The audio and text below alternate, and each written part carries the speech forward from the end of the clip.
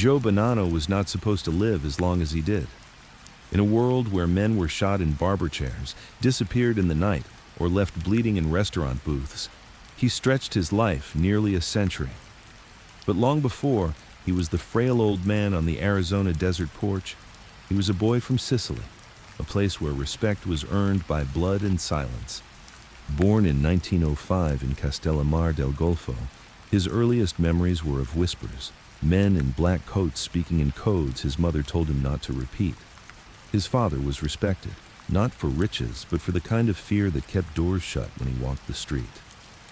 In that small fishing town, a boy learned fast that trust could kill you, and Joe was a quick student. He came to America like so many others, a teenager stepping off a boat, hungry not for food, but for a place in the world. New York was chaos, sweatshops, crowded tenements, streets thick with accents from every corner of Italy. But beneath that noise was another language, the language of men of honor. And Joe understood it. The Castellamarese War was raging when Joe first got his hands dirty. Families tore at each other for control of the streets. Murders were daily, loyalty was a gamble, and betrayal was almost expected. But Joe was calm. Unlike the hot-headed soldiers, he knew when to speak and when to shut up. That silence made him dangerous. The older bosses noticed. By 26, he had something most men never reached: respect. Real respect, not the kind handed out by cowards. He became boss of his own family, the Bonanno family, though the world would later call them the Banana family. It was a strange nickname, one that came from a mistake. But Joe never laughed at it. He knew names didn't matter. Power did. At first, he ruled like an old-world don, quiet, controlled, almost fatherly. His soldiers saw him as a man who listened, who settled disputes without drawing too much blood. But under that calm was iron. Joe believed in tradition, in the Sicilian way, where betrayal was punished not with bullets in the back, but with full measures of revenge. A man could beg for forgiveness, but Joe never forgot. The streets of Brooklyn were his kingdom. His men ran numbers, gambling, protection. Money flowed like wine. But with power came enemies. Joe's way was old school, and the world around him was changing. Younger men, hungrier men, wanted fast cash, flashy cars, and headlines. Joe wanted stability. That difference was poison. He slept light in those years. His wife would roll over and find him awake, cigarette glowing in the dark, staring at the ceiling. He told her he couldn't sleep, that his mind was too restless. But the truth was simpler. Joe didn't trust the dark. Too many men had been killed in their beds, dreaming while their killers crept close. What made Joe Bonanno dangerous wasn't just his brains, it was his patience. He watched, waited, and planned while other bosses strutted. He had the smile of a man you could trust, but the heart of someone who never forgave. And though the newspapers painted him as a gentleman gangster, the streets whispered another story. Joe Bonanno smiled at you while digging your grave. As the 1930s ended, his family grew stronger. The rackets expanded, soldiers lined up behind him, and his name carried weight even outside New York. But success made him a target. Men in suits in government offices had started paying attention, and worse, rival bosses were sharpening their knives.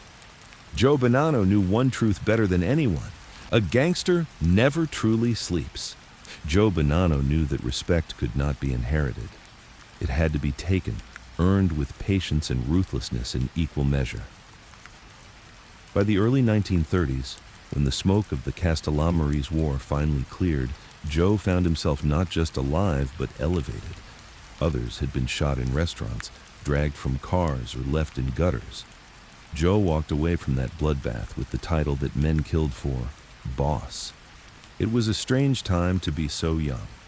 At just 26, while most of his peers were still button men, Joe was seated at the head of the table, his word carrying the weight of law inside his family. To the outside world, he was just another immigrant son trying to find his place in America. But in the underworld, his name became synonymous with order and discipline. He was cautious from the beginning. Unlike the flamboyant gangsters who wore silk suits and flashed diamonds, Joe preferred quiet elegance. He dressed sharp, but never loud. He shook hands firmly, but never too long. He laughed with his men, but kept his true thoughts locked deep inside. The difference was noticeable. Other bosses wanted to be seen. Joe wanted to be remembered. The Castellamarese War had taught him that visibility was death. Joe Masseria and Salvatore Maranzano, the two titans who had gone to war, both ended up riddled with bullets. Maranzano, the so-called boss of bosses, had thought himself untouchable. Joe never forgot how quickly power could be ripped away the moment you believed your own legend. He swore he would never make that mistake. The commission was formed in 1931, Luciano's brainchild, a table where bosses could meet and solve disputes without constant bloodshed.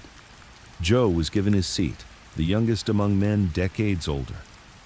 Many thought he wouldn't last, but Joe had something the others lacked: patience, calculation, and the ability to keep his mouth shut until the right moment. He sat, listened, and let the older bosses talk themselves into corners. When Joe finally spoke, it was with clarity. He didn't shout. He didn't boast. He made men lean in closer to catch his words, and that silence made him powerful. His family, later dubbed the Bonanno family by mocking journalists, was built on tradition. Joe ran it the Sicilian way, where honor and loyalty mattered more than quick scores. He invested in long-term rackets, numbers, loan sharking, protection. His men controlled bakeries, docks, and unions quietly, without the noisy shootouts that plagued other families. For a time, it worked beautifully. Money flowed. Soldiers were loyal. The old ways held strong. But nothing in New York stayed quiet for long. Joe's empire was made of men, and men are always a problem. Soldiers wanted more. Capos eyed each other with envy. The city was filled with temptation: drugs, nightclubs, women, gambling. And the younger generation was hungry. They didn't want the old Sicilian patience. They wanted fast cars, flashy suits, quick profits. Joe despised that hunger. He saw it as weakness. Yet weakness has a way of creeping into even the strongest walls. One night, Joe sat at his dining table, a glass of red wine in front of him, the room dimly lit. Across from him was his most trusted capo, Gaspare di Gregorio, a man who had fought beside him in the war years earlier. Joe poured him wine, but he watched him closely. Gaspare's eyes darted, his hands twitched slightly. Joe knew that kind of movement. It was the body of a man with secrets. "Gaspare," Joe said softly, almost like a father to a son. "You've been restless lately. What troubles you?" Gaspar swallowed, forced a smile, and muttered about business, money, small disputes on the street. But Joe's instincts screamed louder than the man's words. In this world, a restless man wasn't restless about money. He was restless about loyalty. Joe kept his suspicion to himself. He nodded, smiled, raised his glass. But later that night, as his wife lay asleep beside him, Joe sat awake, staring at the ceiling. The cigarette smoke curled above his head like ghosts. He thought of Gaspare, of loyalty, of betrayal. He thought of the lessons from Sicily, where men smiled at you by day and slit your throat by night. Joe didn't sleep. He rarely did. The paranoia was not unfounded. The Bonanno family was growing, but with growth came cracks. Rival families watched Joe carefully. Luciano had respect for him, but others, like Vito Genovese and Carlo Gambino, saw him as too traditional, too rigid, too unwilling to bend with the times. In the smoke-filled backrooms of New York, whispers began: "Bonanno is weak. Bonanno is stubborn. Bonanno is too old-fashioned." Joe heard those whispers. In the mafia, whispers were as deadly as bullets. By the 1940s, Joe's life was split into two worlds. At home, he was the family man, the husband, the father, the immigrant who built a respectable life. He attended church, kissed his children goodnight, hosted dinners where laughter filled the room. But in the shadows, he was the Don, the man who gave orders that decided whether someone walked home or ended up in a ditch. He balanced both worlds with cold precision, but even he knew the balance was temporary. The FBI had begun circling. Law enforcement was no longer blind to the existence of organized crime. Joe prided himself on being low profile, on not attracting headlines, but the newspapers still found him. They called his empire the Banana family, a joke that infuriated him. He felt mocked, diminished, as though all his discipline and tradition were reduced to a fruit. His soldiers laughed at the name behind closed doors. Joe never laughed. He remembered every chuckle. Inside his own family, cracks widened. The younger men were restless. They whispered about narcotics, the new big money. Joe hated drugs. He saw them as dirty, reckless, something that would bring too much heat. But greed has no patience. Some of his capos saw fortune where Joe saw ruin. Deals were made behind his back. Money exchanged hands that never touched his. Joe felt it in his bones. Betrayal was coming. He didn't know from where, not yet, but he knew it was close. It was during this period that Joe's nights grew darker. He would lie in bed, body still, but his mind restless. He dreamed of men he once trusted, their faces smiling as knives slipped into his back. He dreamed of family dinners where every man at the table reached for a gun at the same time. He dreamed of his wife waking to find his pillow soaked in blood. And every morning he woke with the same thought: never trust sleep. Sleep is when they kill you. The seeds of war were already planted. Within his own house, men like Gaspare di Gregorio were growing restless, whispering to rivals, waiting for the moment when Joe showed weakness. And Joe, for all his patience and iron will, could feel the walls closing in. He had risen higher and faster than most men ever dreamed, but the higher a man climbed in the life, the more men gathered beneath him, waiting for him to fall. Joe Bonanno, the quiet Don, the patient boss, the godfather of the Banana family, was about to learn that in America, even the most careful men couldn't escape betrayal. The 1940s were a time of silence for Joe Bonanno.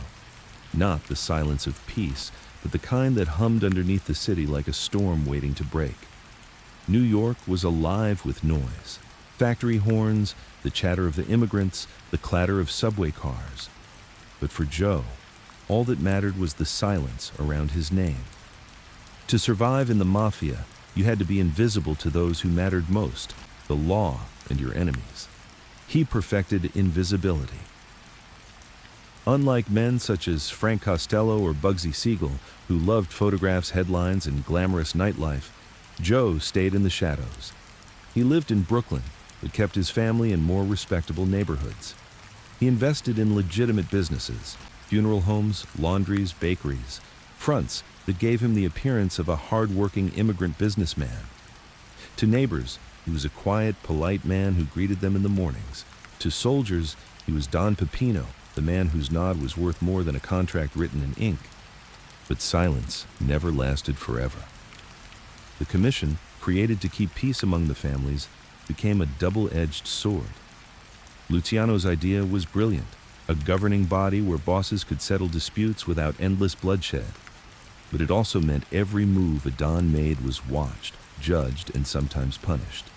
Joe was one of the youngest to sit at that table, surrounded by men who had clawed their way through blood and betrayal. Some respected him for surviving the Castellammarise War, but others saw him as a boy pretending to play at being a man. Carlo Gambino, especially, watched him with calculating eyes.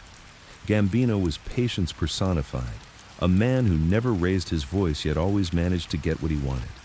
Vito Genovese was another problem, ambitious, ruthless, and always scheming. To men like these, Joe's traditionalism looked like weakness. He didn't chase narcotics money, didn't throw lavish parties, didn't bow to trends. He stuck to the Sicilian way. That stubbornness would save him and doom him at the same time. Inside the Bonanno family, tensions grew. Joe ruled like a father, demanding loyalty and respect, rewarding obedience, punishing betrayal. But the younger generation, the American-born soldiers, saw things differently. They weren't raised in the Sicilian villages where silence and patience were virtues.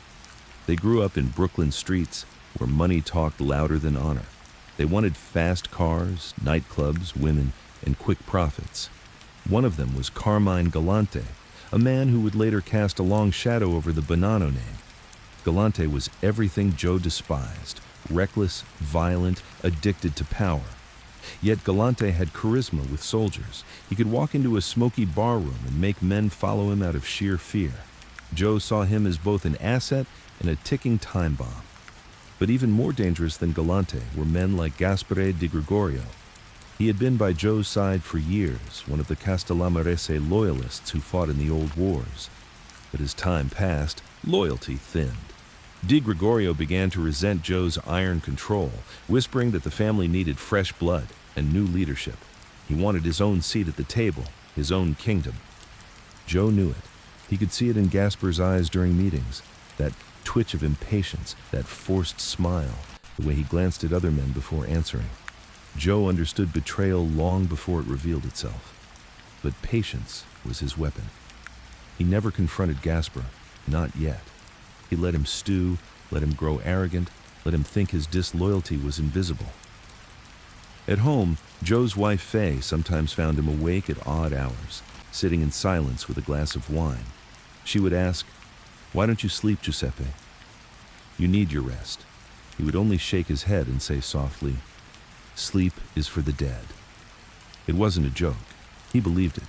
In their world, a man who slept too soundly never woke up again. The 1950s brought prosperity, but also pressure. Joe expanded his influence into Montreal, using Canada as a hub for gambling and smuggling. He built alliances, moved money through unions, and kept his hands clean enough that law enforcement couldn't pin much on him. On the surface, he was a model boss, disciplined, patient, controlled. But underneath, cracks were widening. The commission grew restless with Joe. He refused to allow his family deep into the narcotics trade, despite the fortune it promised. Other bosses called him old-fashioned, stubborn. They whispered that he was holding his men back. Worse, some of his soldiers started to believe those whispers. Greed spreads faster than loyalty. Carmine Galante ignored Joe's warnings and dipped into heroin. He built his own connections, made his own deals, and raked in profits. Soldiers flocked to him because he had money and fear on his side. Joe tried to rein him in, but Galante wasn't the kind of man who listened. He was a storm in waiting. Meanwhile, Di Gregorio's resentment deepened. He began reaching out to rival families, hinting that maybe the Bonanno family would be better under his leadership. It was treachery in its purest form. But Joe didn't strike yet. He remembered Sicily. Never kill a snake while it's small. Let it grow, let it think it's safe, then cut off the head when the time is right. But the truth was, time wasn't on Joe's side. The FBI had begun to hammer down harder on the mafia. Wiretaps, surveillance, informants, the game was changing. Old world silence was no longer enough. Men were being caught, flipped, sent to prison. Joe's insistence on tradition looked more and more like weakness to his men. They wanted money now. They wanted power now. By the late 1950s, Joe began to sense what he had feared all along. Betrayal wasn't just coming from outside forces, it was growing inside his own house. He could feel it at dinners. The laughter was forced. The respect wasn't as sharp. When he walked into a room, some men looked away instead of standing taller. Those were small things, but small things mattered. Joe read men the way others read newspapers, and what he saw in his own soldiers chilled him. It was at this point that Joe's paranoia deepened into obsession. He had always been a light sleeper, but now he barely slept at all. He would pace at night, replaying conversations, weighing gestures, calculating betrayals. His wife worried, but Joe knew better. A Don who slept too much was a Don who didn't wake up. He began carrying his paranoia into the smallest details. He checked locks twice. He refused to sit with his back to a door. He watched every hand that reached for a drink at his table. To outsiders, it looked like control. To Joe, it was survival. And in the shadows, his enemies waited. Gaspare di Gregorio whispered louder, building his faction. Carmine Galante grew bolder, hungry for the throne. The commission eyed Joe with suspicion, frustrated with his refusal to bend. The Godfather of the Bonanno family stood at the center of a storm he could feel, but not yet see. And in those restless nights, cigarette smoke curling into the dark, Joe Bonanno began to understand the cruelest truth of his life. The greatest danger to a Don was not his enemies. It was his own men. By the dawn of the 1960s, Joe Bonanno was no longer just a man. He was an institution. His name carried weight in every corner of New York's underworld. To some, he was the last true old world Don, a boss who carried the traditions of Sicily into the heart of America. To others, especially the ambitious younger mobsters, he was a stubborn relic, a man who stood in the way of progress, refusing to bend to the winds of change. But Joe Bonanno did not bend. He had survived longer than most because he knew bending was just the first step toward breaking.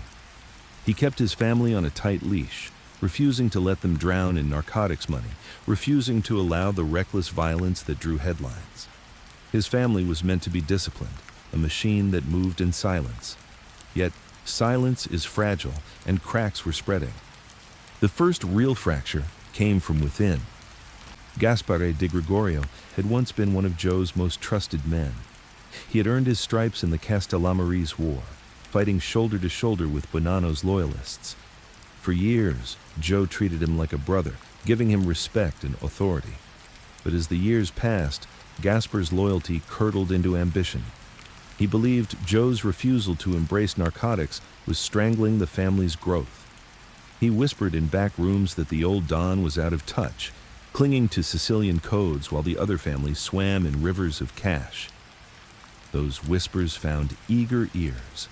Some of Joe's capos and soldiers, young, restless, American-born, sided with Di Gregorio. They wanted money, fast and heavy, not Joe's lectures about honor. They saw him as a roadblock, and in the mafia, a roadblock is eventually bulldozed. The commission began to notice. Other bosses had grown tired of Joe's independence. He was too quiet, too resistant, too unwilling to compromise. Men like Carlo Gambino and Tommy Lucchese, shrewd and patient, saw opportunity in Joe's troubles. If Di Gregorio wanted to challenge his authority, why not support him? A divided Bonanno family was easier to manipulate, so the commission did the unthinkable.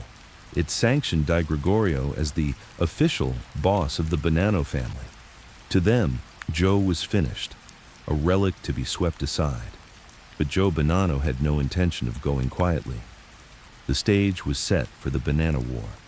It began not with open bloodshed, but with tension so thick it seeped into every corner of the family. Soldiers who once kissed Joe's ring now hesitated, wondering which side to choose. Men who pledged loyalty to Joe whispered behind his back, testing the waters with Di Gregorio's crew. The once united family split into factions, cousins and brothers suddenly at odds. Joe sat at the head of his table, watching it unfold with cold eyes. He wasn't surprised. He had expected betrayal. He had seen it growing in Di Gregorio's eyes years earlier.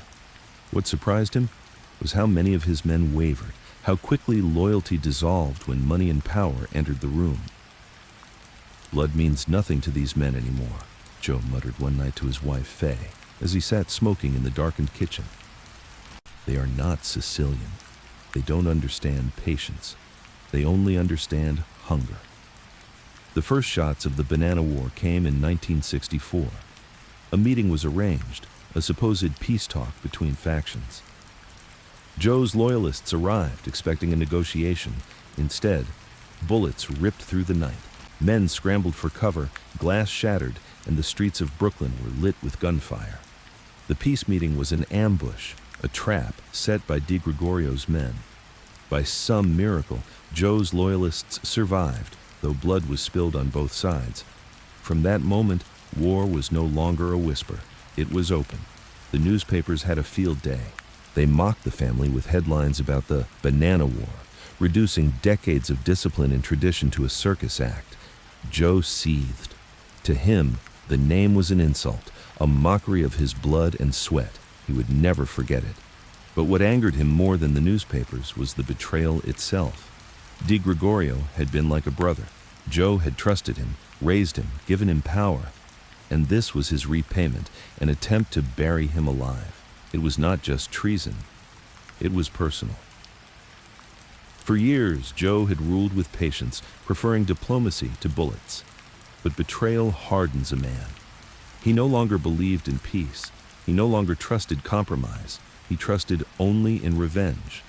Yet revenge came at a cost.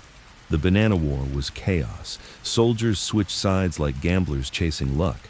Meetings ended in gunfire. Ambushes became routine. A man could not step into the street without wondering if a bullet was waiting. Coffins lined Brooklyn funerals. Widows wept, and children learned the sound of gunshots before their first prayers. Joe's paranoia, already deep, became suffocating. He moved like a ghost, never sleeping in the same bed 2 nights in a row. He checked his food, his drinks, even the faces of his own men. He knew betrayal was everywhere. He saw it in their eyes, their hesitations, their silence. He trusted no one, not even his blood. The commission expected him to fold, to vanish quietly into the Arizona desert where he sometimes retreated. But Joe was Sicilian to the core. He would not surrender.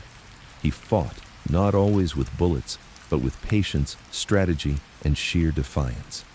He survived ambushes, dodged assassination attempts, and kept his loyalists together with nothing but fear and respect.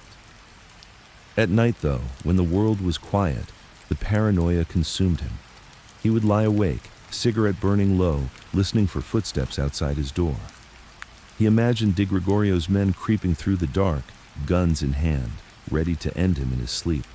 Every creak of the floorboards, every gust of wind against the window made his pulse race. He told himself he wasn't afraid.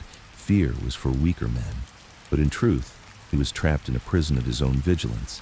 Sleep became his enemy. He avoided it as much as he could, drowning himself in cigarettes, pacing the floor until dawn. "Sleep is when they kill you," he told his son once. "Never give them the chance." His son thought it was paranoia, but Joe knew better. He had seen too many men die in their beds. The Bonanno War dragged on through the mid-1960s, staining the Bonanno family's name. Other families mocked them, calling them disorganized, weak clowns. But Joe endured, even when he was briefly kidnapped in 1964, an abduction that remains shrouded in mystery. He came back alive, defiant, unbroken. His enemies could not understand it. He was older now, worn by years of war and betrayal, yet he endured where younger men fell. It wasn't luck. It was willpower. Joe Bonanno simply refused to die. But the war had changed him. The patient Don, the quiet strategist, was gone. In his place was a man consumed by suspicion, hardened by betrayal, and haunted by the knowledge that his own men wanted him dead. Joe Bonanno, the godfather of the Bonanno family, had built an empire out of silence and tradition. Now that empire was tearing itself apart, and as he sat in the dark, cigarette smoke curling around him, he knew the truth he had tried to avoid his whole life. It wasn't the government or rival bosses that would destroy him. It was his own family. By 1964, Joe Bonanno's life had become a tightrope strung over a pit of knives. The Bonanno War had fractured his family, the commission had turned against him, and the streets of New York buzzed with whispers that the old Don's time was nearly up. Yet Joe remained defiant. He still attended meetings with his head high, still issued orders with his steady, unshakable tone. To the outside world, he was unbreakable. But inside, he was wound tight, a man who trusted no one and slept less with each passing night. The night of his kidnapping was, in many ways, unremarkable. That was what made it so dangerous. Joe had learned to sense when storms were coming, the tense looks, the sudden silence, the way men avoided his eyes. But that October evening felt ordinary. He had dined quietly, spoken with a few associates, and set out for home in Brooklyn. The city was calm. The streetlights glowed weakly, and the sidewalks were nearly empty. Joe stepped into his car, unaware that it would be hours before anyone saw him again. They came for him fast. 2 cars boxed him in, metal screeching against metal. Doors burst open, men swarmed, and before his driver could react, a pistol was pressed against Joe's temple. He didn't fight. He didn't scream. He simply looked into the man's eyes with the same calm he always carried, as though daring him to pull the trigger. "Get in the car, Don Peppino," one of them hissed in Italian. Joe nodded once, slowly, and stepped out. He was bundled into the back seat blindfolded, hands bound. The last thing he heard before the car roared away was the fading sound of his own driver's desperate shouts. For weeks, Joe Bonanno vanished. The newspapers went wild. "Godfather abducted," they screamed, mocking his family yet again with the word banana. Reporters speculated endlessly. Was it the commission? Was it Di Gregorio? Was it his own men turning on him? No one knew. The FBI leaned in, desperate for leads, but the mafia's silence was absolute. The code of omerta held firm. Meanwhile, inside a windowless room somewhere far from Brooklyn, Joe Bonanno sat tied to a chair, listening to the drip of water in the silence. His captors rarely spoke, and when they did, it was only in clipped Sicilian phrases. He was fed just enough to keep him alive, never more. The blindfold was removed only in darkness, so he could see nothing but shadows. But Joe did not panic. In those weeks of captivity, he became colder, harder. Most men would have begged, cursed, or broken down. Joe sat still, conserving his strength, calculating. He replayed every detail in his mind, the way his captors walked, the cadence of their voices, the smell of their cigarettes. He built profiles of them in his mind, piecing together their identities without ever seeing their faces. At night, when sleep tried to drag him down, he forced his eyes open. He would not give them the satisfaction of catching him unaware. He thought of Faye, of his children, of the family he had built and the men who wanted to tear it apart. His fury kept him awake. Sometimes they threatened him, a gun pressed to his skull, a knife grazing his throat. Words spat in Sicilian. "You're finished, old man. Your time is over." Joe only smiled. "If my time is over," he whispered once, "why am I still breathing?" The man holding the gun hesitated, then cursed and stormed out. Joe knew then what he had suspected from the beginning. They did not want him dead. Not yet. His kidnapping was not an execution. It was leverage, a message, a move in a larger game. But who had made the move? He thought of Di Gregorio. The traitor had ambition, but lacked the subtlety for something like this. He thought of Gambino, the silent fox who manipulated from the shadows. He thought of the commission itself, tired of his defiance, ready to humiliate him into submission. Any of them could have been behind it, maybe all of them. Days blurred into nights, nights into weeks. His body grew weaker, but his will hardened like steel. He refused to speak more than necessary, refused to give them the satisfaction of fear. When one of his captors mocked him, saying, "The newspapers call you Banana Joe," Joe chuckled softly. "Bananas rot fast," he replied, "but I've lasted longer than you ever will." The man struck him across the face, but Joe didn't flinch. Blood dripped from his lip, and he smiled through it. He had learned something vital in Sicily. A man who showed fear was already dead. A man who smiled in the face of pain lived forever in the minds of his enemies. Then, as suddenly as it began, it was over. One night, they pulled him from the chair, blindfolded him again, and dragged him into a car. Hours passed. The engine hummed, tires thudded over cracked pavement. Finally, the car stopped. Hands shoved him out onto a sidewalk. The blindfold was ripped away, and the men were gone. Joe stood alone in the cool night air, disoriented but alive. He looked around. He was in Manhattan, just blocks from where he had once conducted business freely.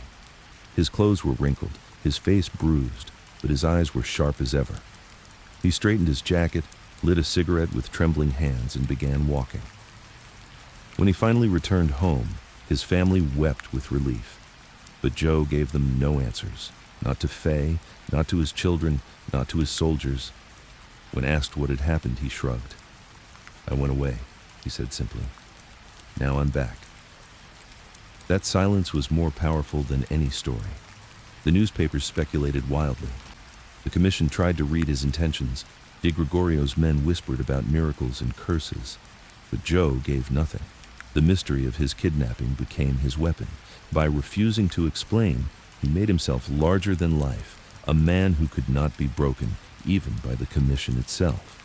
Yet in the quiet of his own mind, Joe carried the scars. Those weeks in the dark had changed him. He trusted even fewer men now. He saw betrayal in every glance, every pause, every silence. He never admitted it. But some nights, when Faye found him staring out the window with his pistol nearby, she knew he was replaying those days in the chair, the gun against his head, the drip of water in the silence. Sleep, once his enemy, became impossible. He drifted only in fragments, always waking at the smallest sound. His children joked that their father could hear a pin drop 3 rooms away, but for Joe, it wasn't a joke. It was survival. The kidnapping had been meant to break him. Instead, it hardened him into something the commission had not expected, a Don who could not be humiliated, a man who turned weakness into legend. Joe Bonanno, the godfather of the Bonanno family, had vanished into the shadows and returned untouched. And his enemies, for all their power, were left with a single chilling realization. If a man cannot be killed by fear, then perhaps he cannot be killed at all. When Joe Bonanno walked back into the world after his kidnapping, it was as if the earth had shifted under his feet. Nothing had changed, and yet everything had. His house was the same, his wife, Faye's embrace the same, his children's tearful relief the same. But in the underworld, silence had been replaced by speculation. For weeks the city had buzzed with theories. Some said the commission had taken him, wanting to remove him from power without staining their hands in blood. Others swore it was Di Gregorio, the traitor within, who had tried and failed to humiliate him. Still others whispered that Joe had staged the whole thing himself, disappearing to make a point, then re-emerging like a phantom. Joe let them whisper. He gave no answers, offered no explanations. When asked directly what happened, he would shrug and mutter, "I went away, and now I'm back." The vagueness infuriated his enemies, unsettled his allies, and made his legend larger than ever. A Don who vanished for weeks and returned unbroken, men didn't know whether to fear him more or doubt him entirely. But Joe knew the truth. His kidnapping had been a message, a warning that he was no longer untouchable. For decades, he had prided himself on being too disciplined, too quiet, too careful to be cornered. But the abduction proved what he had refused to admit. Even the most patient Don could be caught off guard. Even he, Joe Bonanno, could be humbled. He hated the thought. When he looked in the mirror, he no longer saw the proud young Don who had risen from Castellamore's blood. He saw the bruises that had faded but not disappeared, the lines etched deeper into his face from sleepless nights, the cold fire in his eyes that had not been there before. He had come back alive, yes, but he had not come back the same. The commission treated him like a ghost. At their meetings, they spoke over him, around him, as though his voice no longer mattered. Carlo Gambino, ever polite but deadly in silence, barely acknowledged him. Tommy Lucchese smiled like a fox, knowing Joe's power had cracked. Even smaller bosses looked at him with quiet scorn, seeing weakness where once they saw discipline. The worst betrayal, however, came from within his own family. Gaspare Di Gregorio wasted no time in pressing his advantage.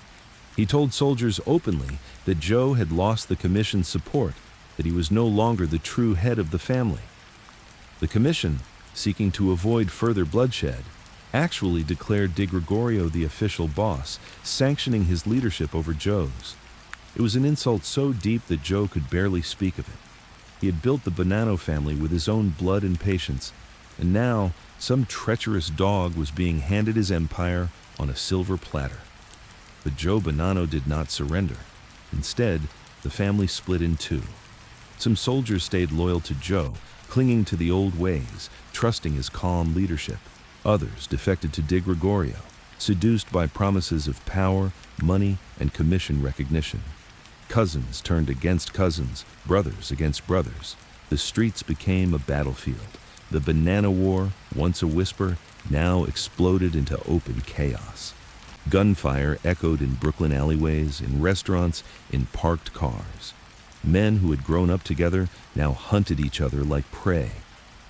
One night, Joe's loyalists set up an ambush in a bar room, waiting for Di Gregorio's men to arrive. The moment the door opened, bullets flew, glass shattered, and blood sprayed across the floor. The newspapers lapped it up, calling the Bonannos clowns, their war a disgrace. Joe read those headlines in silence, cigarette burning low between his fingers.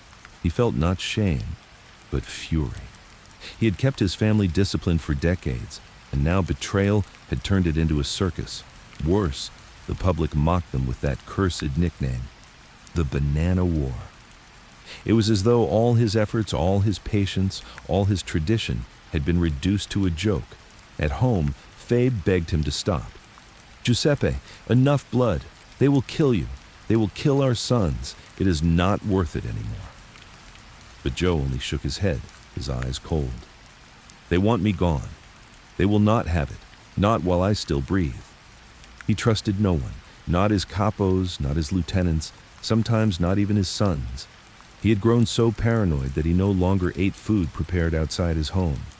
He refused to sit with his back to a room. He changed sleeping rooms every night, sometimes 2 or 3 times before dawn. Soldiers whispered that the boss had gone mad, but Joe knew better. He had not gone mad. He had gone careful, because paranoia in his world was survival. The war dragged on into the mid-1960s. Bodies piled up, coffins filled Brooklyn funeral homes. Mothers wept for sons they no longer recognized. And all the while, Joe's eyes grew darker, harder. He watched his family tear itself apart and thought only of revenge. The commission wanted peace, but peace meant surrender. Joe refused. To surrender was to admit that he had been beaten, that the Bonanno name belonged to traitors and cowards. He could not allow it. One night, during a rare gathering of his loyalists, Joe spoke quietly, his voice barely above a whisper. "I built this family from blood. I carried it through wars. I gave it everything. And now they mock us with this banana name. They think we are clowns. They think we are finished. Let me tell you this. The day I die will not be the day this family dies. As long as one man remembers my name, I will live." His men listened in silence, the glow of cigarettes flickering in the dim room. They knew their Don was weary, haunted by betrayal, but they also knew he was unbroken. Yet the truth was darker. In his private moments, Joe began to realize that victory was impossible. The commission had sanctioned Di Gregorio. His family was split beyond repair. The FBI was circling like vultures, watching every move. His enemies were too many, his allies too few. But Joe Bonanno had one weapon left: time. He had survived longer than anyone expected. He had outlived Maranzano, Masseria, Luciano, even Costello's reign. He believed he could outlast this too. If he could just endure, if he could just survive 1 more year, 2 more, 5 more, perhaps the tide would turn. Perhaps his enemies would die before him, and history would remember only that he had lived longer. And so Joe fought not for victory, but for survival. He became colder, harder, less human. His paranoia was no longer a quirk, it was his armor. He trusted no one, loved no one fully, allowed no one close enough to strike. He walked through life as though every man he met carried a hidden knife. And maybe they did. The Bonanno War tore through the family like a plague, and Joe Bonanno, the old Don, stood in the center of it like a ghost refusing to fade. He was not winning. He knew that. But neither was he dying. And in the mafia sometimes, survival was the only victory left. Joe Bonanno, once the young Don who rose from Castellammari's blood, now the weary godfather of a fractured empire, would not surrender, would not sleep, would not die. Not yet. Joe Bonanno had built his empire with patience and silence. But by the late 1960s, patience had become exhaustion, and silence had turned into paranoia. The Bonanno War was no longer just a conflict between him and Gaspar Di Gregorio. It was a cancer eating through the very bones of the Bonanno name. Men who once kissed his ring had turned. Streets that once carried his whispers now echoed with mockery. And worst of all, the burden was no longer his alone. His son, Bill, was being pulled into the war. Bill Bonanno was young, ambitious, and loyal to his father. Unlike many second-generation mobsters who wanted nothing to do with the shadows, Bill embraced the life with open arms. He admired his father, respected his discipline, and wanted desperately to prove himself worthy of the Bonanno name. To Joe, that loyalty was a blessing and a curse. From the moment Bill began sitting at his side in meetings, Joe felt the weight of fatherhood double. He wasn't just fighting for survival anymore. He was fighting to protect his blood. But how do you protect a son when your enemies live in every shadow? When every handshake could be a dagger, every smile a mask? Joe remembered the first time Bill spoke at a meeting. The room was thick with smoke, his loyalists on one side, his doubtful capos on the other. Bill, young and sharp-eyed, leaned forward and said, "We can't wait anymore. Di Gregorio will keep picking us apart unless we strike first. We need to hit them, and we need to hit them hard." Some of the older men smirked, a boy giving orders. But Joe didn't smile. He looked at his son and saw not a boy, but a reflection of himself decades earlier, hungry, determined, ready to carve his name into stone. Still, Joe spoke firmly. "Bill, listen to me. Impulse gets you killed. This life is not about striking first. It's about striking last, understand?" Bill nodded, but Joe knew he didn't. Not yet. The fire of youth burned too brightly in him. As weeks turned to months, Bill became more deeply involved in the war. He took soldiers with him on street corners, arranged sit-downs, even coordinated ambushes. His name began to circulate among the families, whispered not as Joe's son, but as a leader in his own right. Joe should have been proud. Instead, he felt the icy grip of dread. Because Joe Bonanno knew what ambition did to men in their world. The war did not slow. Di Gregorio's men struck whenever they could, ambushing Joe's loyalists in bars, outside social clubs, even at funerals. Blood stained the sidewalks of Brooklyn, and each coffin that passed reminded Joe that the family he had built was rotting from the inside. His men were not soldiers anymore. They were scavengers, each death another excuse to grab power, money, or influence. Bill fought fiercely, but even he could see the cost. He returned home some nights with his jacket bloodied, not his own, but from men who died at his side. Faye would weep quietly in the kitchen, clutching a rosary, begging her husband to stop dragging their son deeper into the shadows. Joe said nothing. What could he say? That he wished his son would walk away, that he wished he had never brought him into this cursed life? Adon could not admit such weakness. Still, in the quiet of his sleepless nights, Joe cursed himself. He had wanted to pass on a legacy of respect, of tradition, of Sicilian honor. Instead, he had handed his son a war. The commission watched closely. They had already written Joe off as finished, but now they saw Bill stepping into the arena. To them, it was foolishness. The boy was untested, the family fractured, the Bonanno name too tainted to recover. Gambino and Lucchese shook their heads in private, amused at the thought of father and son clinging to a sinking ship. But Joe knew something they didn't. Survival was victory. If he and Bill could just endure, if they could outlast Di Gregorio's betrayal, the family might one day heal. But survival came at a terrible cost. One night, Bill was nearly killed. He had arranged a meeting with supposed allies in a Brooklyn cafe, men who claimed they wanted to defect back to Joe's side. Instead, it was a setup. As Bill entered, two gunmen burst from the back, pistols blazing. By luck, or fate, Bill dove behind a table and escaped with only a graze across his arm. Two of his men weren't so lucky. They bled out on the cafe floor while Bill staggered into the street, half deafened by gunfire, rage burning in his chest. When he returned home, Faye clutched him in tears. Joe, standing silently in the corner, felt his stomach twist into knots. He wanted to shout, to curse, to pull his son out of this madness, but instead, he lit a cigarette, inhaled deeply, and said only, "Now you understand, Bill. Trust is death." Bill's eyes hardened. "Then I'll never trust again." The words cut Joe deeper than any bullet.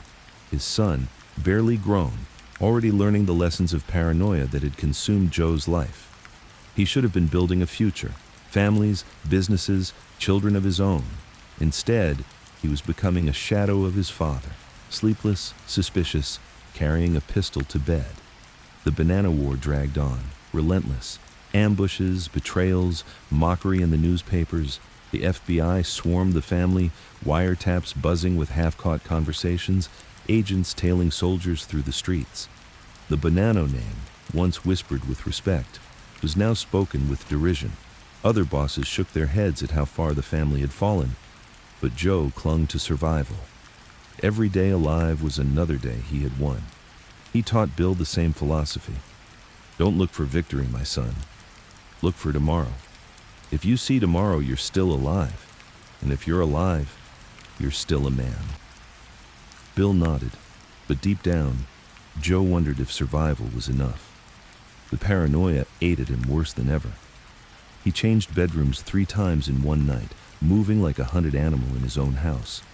He inspected every plate of food, every bottle of wine, as if poison lurked in every shadow.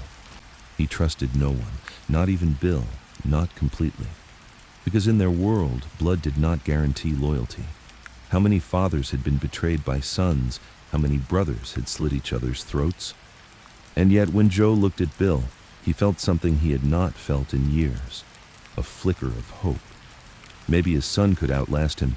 Maybe the Bonanno name would not die in mockery and blood, but endure, carried by the next generation. But hope was dangerous. Hope was weakness. The war showed no sign of ending. Bodies piled up, the commission continued to ignore Joe's pleas for recognition, and Di Gregorio tightened his grip. The streets laughed at the Bonanno name. Yet Joe, sitting awake in the darkest hours of the night, cigarette glowing in his fingers, told himself the same thing again and again. As long as I live, we are not finished.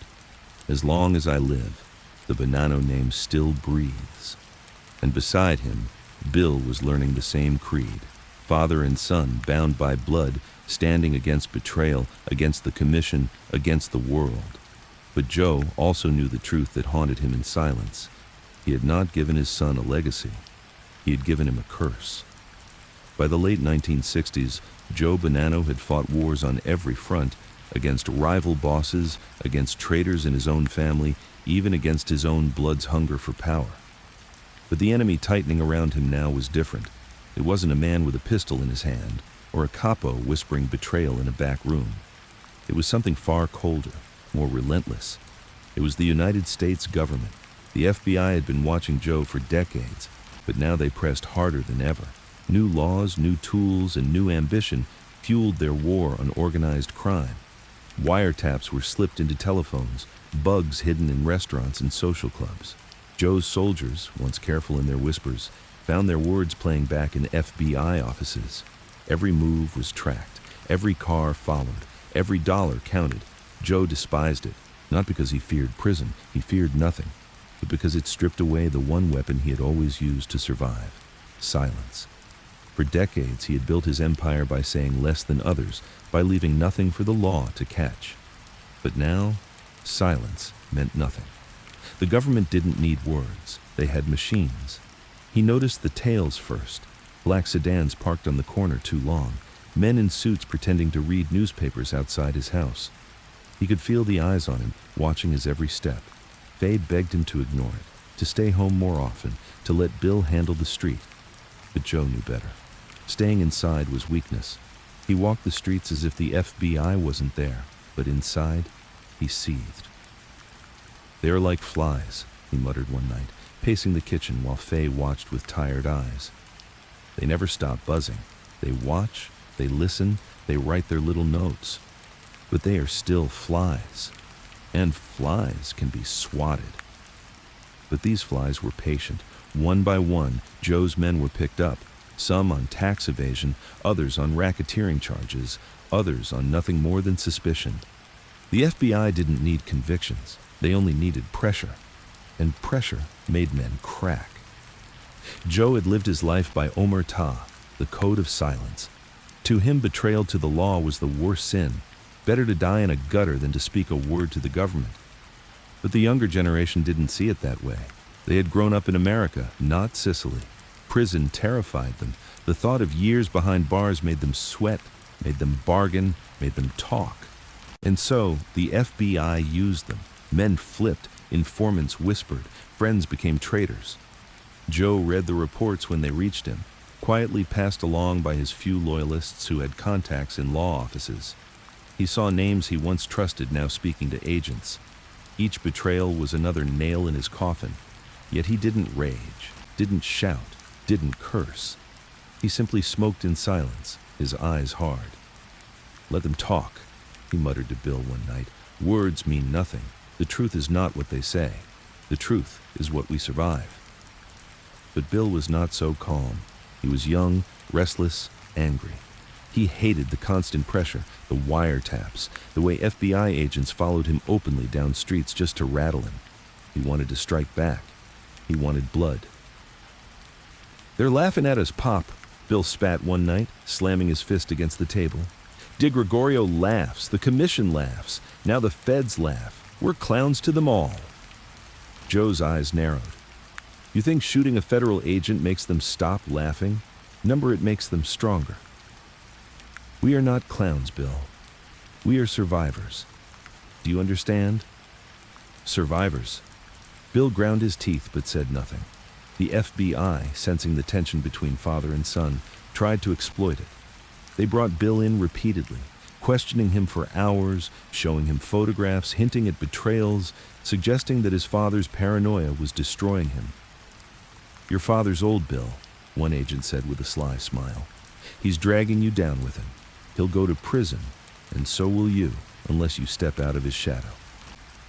Bill said nothing. He never broke. But the seed had been planted, and Joe could see it.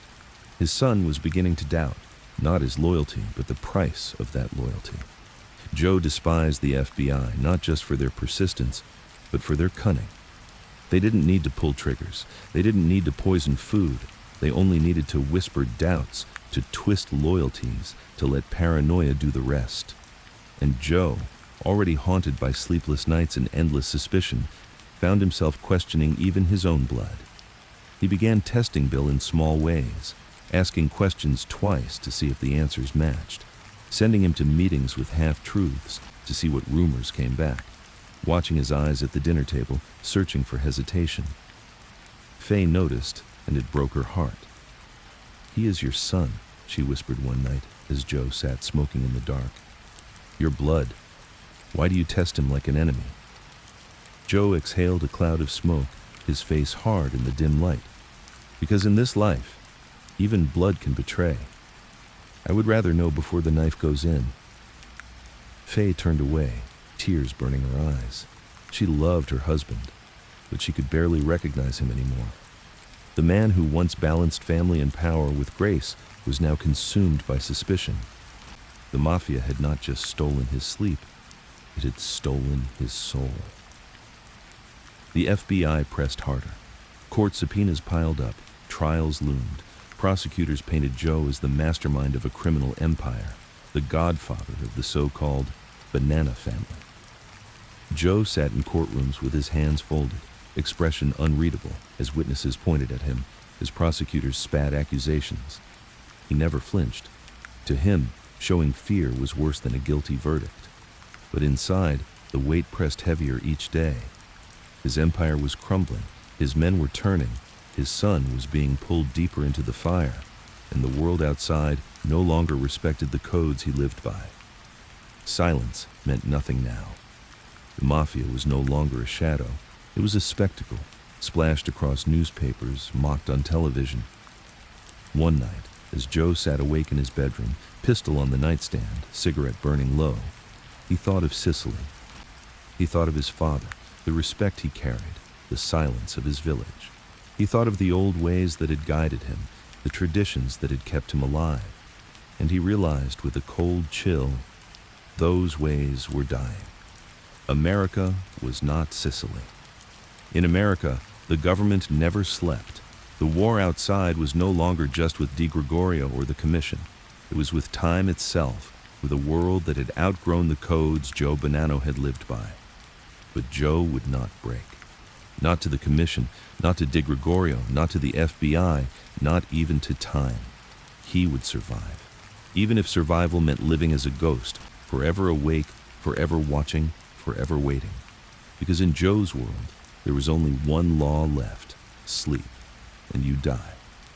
The streets of Brooklyn in the late 1960s smelled of blood. To outsiders, it was business as usual. Kids playing stickball, vendors shouting in Italian, radios humming Sinatra. But for men in the life, every corner carried the scent of ambush, every doorway the shadow of a gun barrel. The Bonanno War had reached its peak, and New York was watching the Bonanno family eat itself alive. Joe Bonanno no longer walked the streets with the same quiet confidence that once made soldiers lower their eyes. He moved like a ghost, shifting between safe houses, never announcing his presence, sleeping in one place only long enough to keep suspicion guessing. He didn't call it running. To him, it was strategy, survival. But deep inside, he knew the truth. He was a hunted man. The newspapers mocked him daily. Bonanno War Burns On blared the headlines, treating the bloodshed like a comedy. Joe, who had spent decades cultivating respect through silence and patience, could barely read the words without his hands shaking. His life's work had been reduced to a joke, his family's name turned into a punchline. But jokes didn't bury men. Bullets did. And bullets were everywhere. Di Gregorio's faction, backed quietly by the commission, grew bolder. They set traps in diners, parked cars, and social clubs. Men who had once shared wine and bread now hunted each other with shotguns. One night, Joe's loyalist, Sam DeTico, was lured into a meeting on the promise of peace. He never left. His body was found slumped behind the wheel of his car, half his face gone. The message was clear. There was no peace, only war. Joe responded not with loud strikes, but with patience. His enemies wanted him to lash out recklessly, to burn through his dwindling allies in one desperate move. Instead, he waited, choosing his moments carefully, hitting only when the target was certain. When one of Di Gregorio's capos was gunned down outside a bakery in broad daylight, the city buzzed. No witnesses, no evidence, no words. Just silence, the old Sicilian way. But for every strike, Joe lost 2 men in return. His numbers were thinning. The young American-born soldiers no longer wanted to die for tradition. They wanted quick money, and Di Gregorio promised it. Even worse, some of Joe's remaining men began hedging their bets, quietly meeting with rivals, pretending loyalty while waiting for the right side to win. Joe could see it in their eyes. He trusted no one, not even Bill, though he never admitted it out loud. His son was loyal, yes, but loyalty itself was fragile. Joe had seen fathers betrayed by sons before. He had seen bloodlines cut each other down for power. At night, as he sat awake with cigarette smoke curling around him, he sometimes stared at Bill's sleeping face and wondered, would he betray me too if it came to it? The paranoia was no longer just a companion. It was his entire life. Bill tried to fight with youthful fire. He arranged ambushes, gathered loyalists, struck where he could. But Joe watched him closely, often pulling him back from recklessness. "You fight like a boy," Joe scolded once after a failed ambush. "Loud, fast, desperate. That's how men die. We fight with silence. We fight by surviving." Bill clenched his fists. "Survive for what, Pop? They laugh at us. The commission laughs, the papers laugh. What's left to survive for?" Joe's eyes narrowed, his face carved from stone. "Respect, Bill. You think respect is given in headlines? Respect is earned by living when everyone else wants you dead. They laugh now. But when they see I'm still breathing 10 years from now, 20 years from now, the laughter will die." Bill said nothing, but Joe saw the doubt flicker in his eyes. The boy wanted victory, not survival. But Joe knew better. Victory was a dream. Survival was reality. The war raged on. Coffins filled churches every week. Widows wailed, children cried, but the blood didn't stop. The commission, embarrassed by the spectacle, pressured both sides to end it, but neither Joe nor Di Gregorio would yield. Joe refused to surrender what was his. Di Gregorio, puffed up by commission backing, wanted nothing less than Joe's humiliation. One night, an attempt was made on Joe himself. He was walking from his car toward a safe house when gunfire erupted from a parked sedan. Bullets ripped through the air, shattering glass, tearing into brick. Joe dove behind his car, his heart pounding, the world exploding around him. When the shooting stopped, he rose slowly, brushing shards of glass from his coat. His driver lay dead, his body torn apart. Joe lit a cigarette with steady hands, exhaled, and muttered, "They'll have to do better than that." But the truth was, the attempt shook him. Not because he feared death, Joe had stopped fearing it long ago, but because it reminded him of how fragile even survival could be. A second slower, a wrong step, and his body would have been cooling on the sidewalk. His enemies had missed, but next time, they might not. That night, Joe didn't sleep at all. He sat in the dark, pistol in hand, staring out the window until dawn. Babe begged him to rest, but he only shook his head. "Rest is death," he whispered. "They almost proved it tonight." Bill tried to rally the remaining loyalists, but morale was crumbling. Too many funerals, too many betrayals. The soldiers were tired of fighting a war with no victory. Some slipped away quietly, joining DiGregorio's side or disappearing altogether. The Bonanno family, once united under Joe's iron will, was bleeding out in the streets. The FBI swarmed like vultures. Every shooting brought more agents, more headlines, more pressure. They wiretapped phones, followed soldiers, dragged men into court. To the government, the Bonanno War was a gift. Mobsters killing each other while handing evidence to the law on silver platters. Joe despised it. To him, the FBI were parasites, feeding off the blood of his men. Yet, even under that pressure, Joe refused to bend. He refused to negotiate, refused to surrender, refused to acknowledge DiGregorio's claim. To the commission, he was finished. To the newspapers, he was a joke. To the FBI, he was prey. But to himself, he was still the Don. He clung to that title with iron will, even as everything else crumbled. By 1968, the war was a stalemate. Neither side could claim victory, but both had lost too much to stop. Joe's numbers were thin, his influence shattered, but he was still alive. And in his mind, that alone was a victory. He gathered Bill and his last loyalists one night in a dimly lit safe house. The air was heavy with smoke, the men weary, their faces lined with years of war. Joe stood at the head of the table, his voice low but sharp. "They want us dead. The commission wants us dead. DiGregorio wants us dead. The law wants us dead. Everyone wants us gone. But look around this table. We are still here. That is what matters. They call it the Bonanno War. They call us clowns. But tell me, who is laughing when the old man still breathes, when the sun still stands? They may win in the papers, but in life, survival is the only victory. And we are still alive." The men nodded, some with conviction, others with weariness. Bill's eyes burned with determination, though Joe saw the exhaustion behind it. The war was tearing them apart, but Joe would not admit defeat. Not to DiGregorio, not to the commission, not to the world. And so the Bonanno War dragged on, a slow bleed of loyalty and blood, with no clear winner, no end in sight. Joe Bonanno, the Godfather who once ruled in silence, had become a ghost, haunting his own empire, alive, unbroken, yet forever hunted. For Joe, there was no more illusion of victory. There was only survival. And survival, as he told himself every sleepless night, was enough. By the late 1960s, Joe Bonanno had grown tired of the war that refused to end. The Bonanno War had drained his family, left the Bonanno name stained with mockery, and turned Brooklyn into a graveyard for friends and enemies alike. Joe had survived. He always survived. But survival no longer felt like victory. It felt like exhaustion.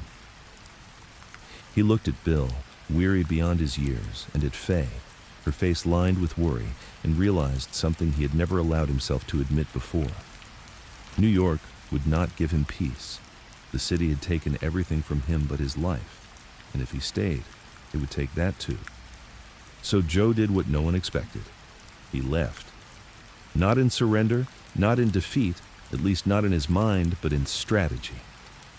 He moved his family west, far from the smoke-filled rooms and blood-soaked sidewalks of Brooklyn, to a place where the sun burned hot and the night stretched silent.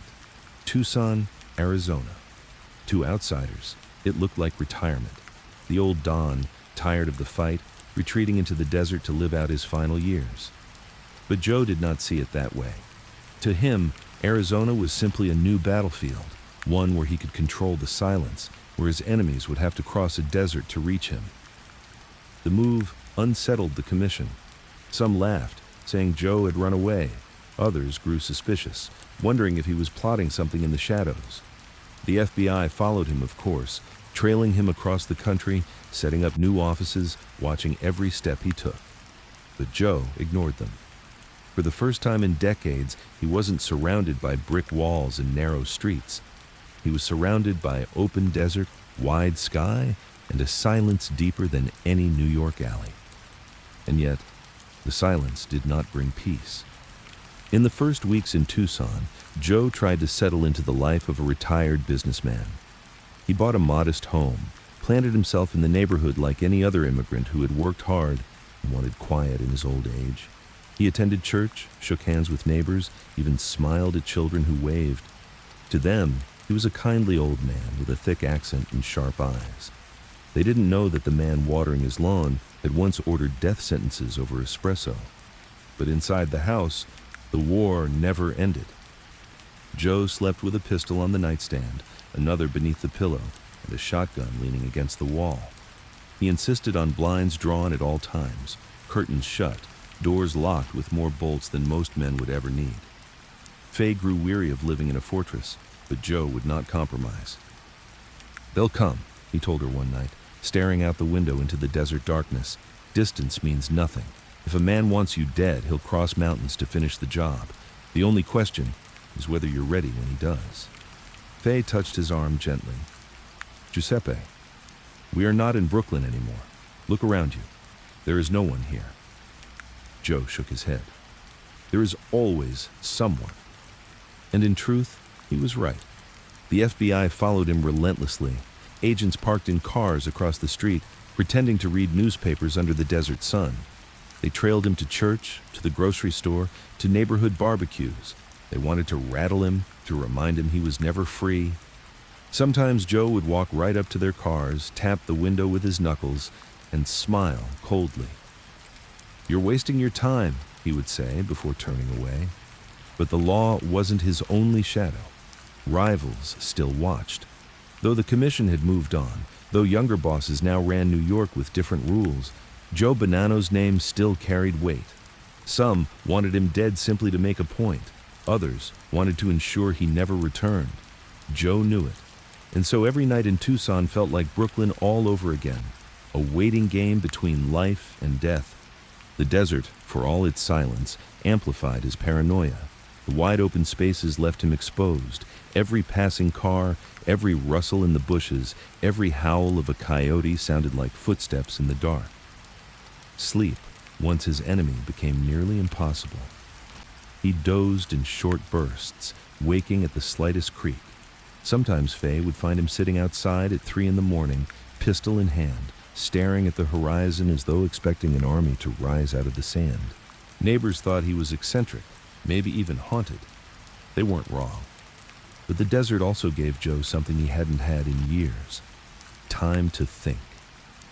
He would sit on the porch in the blistering afternoons, a glass of wine in his hand, and reflect on his life.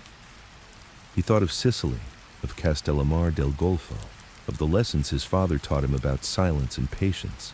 He thought of the Castellamarese War, of Maranzano and Masseria, of how quickly giants fell.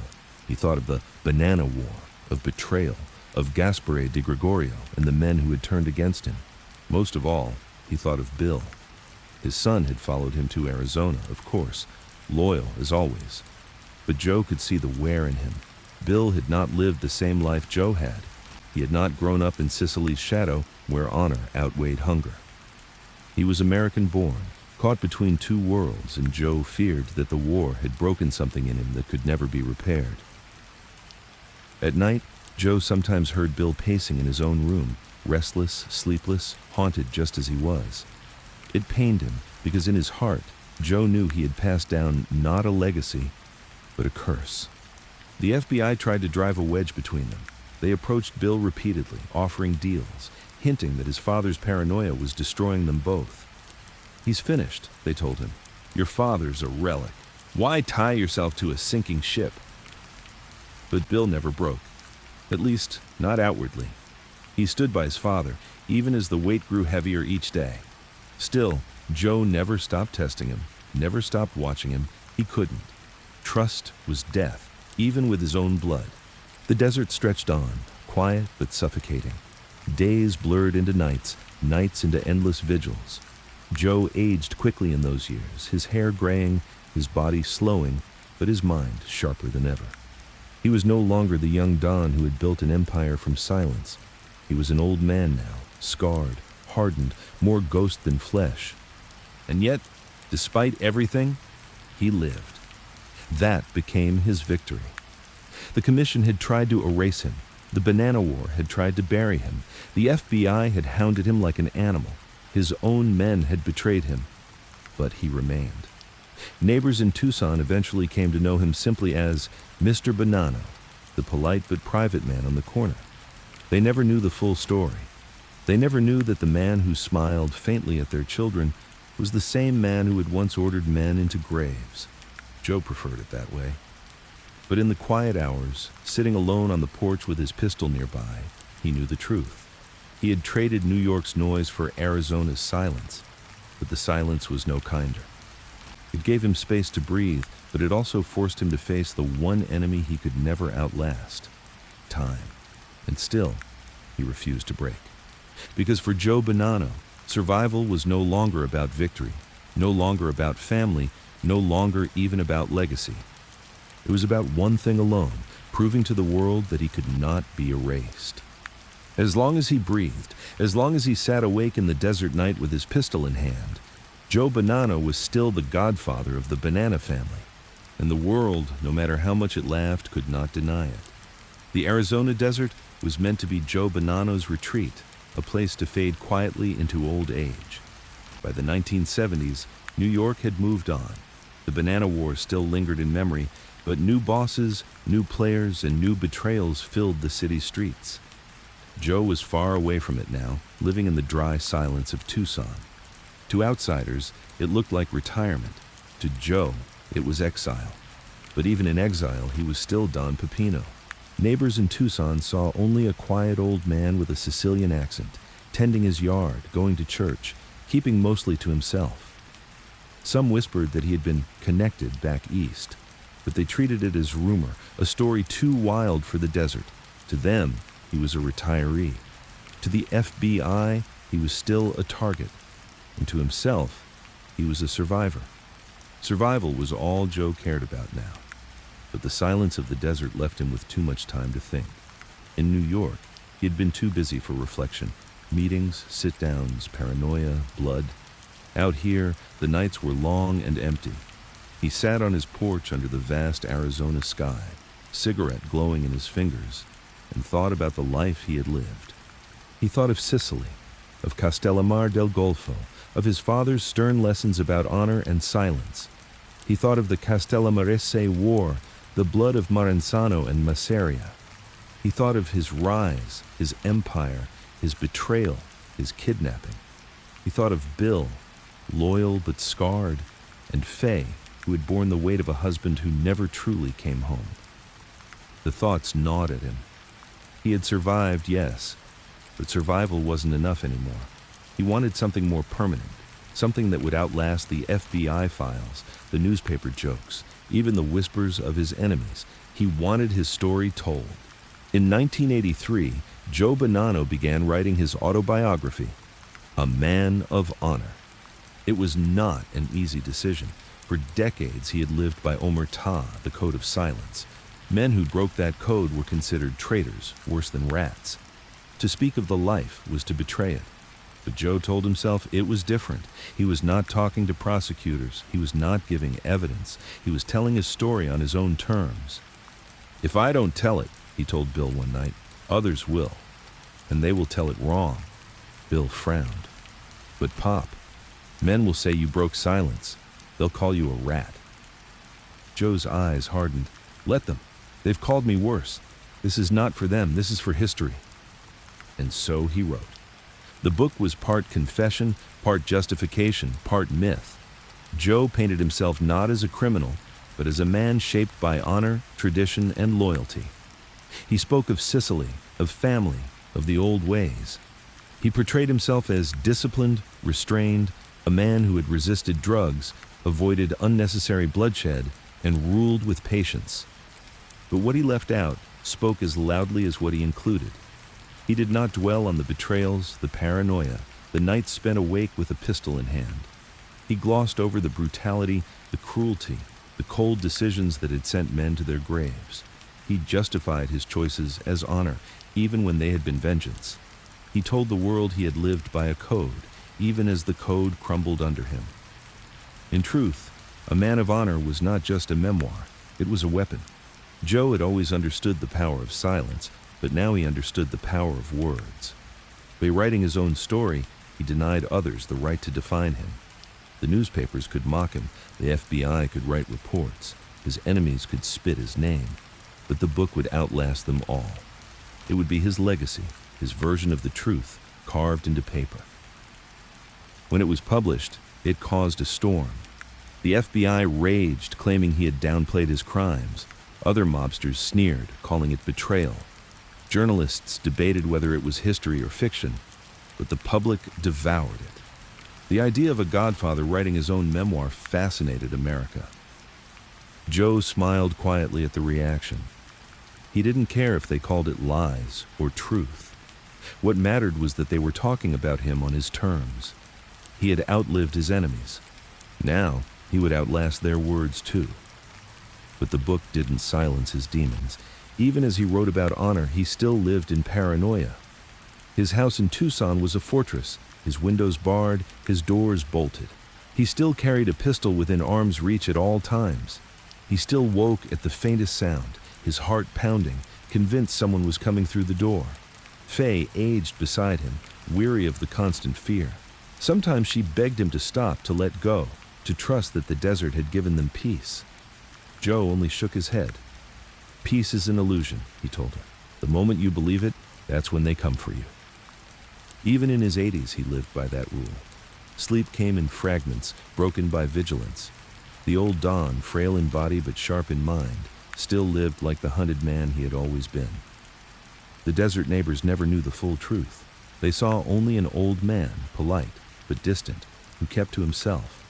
Some whispered about his book, about his past, about the FBI cars that sometimes appeared down the street. But Joe ignored it all. He had never cared for gossip. He had cared only for survival. And survival was his greatest achievement. By the time A Man of Honor was in print, most of Joe's contemporaries were dead.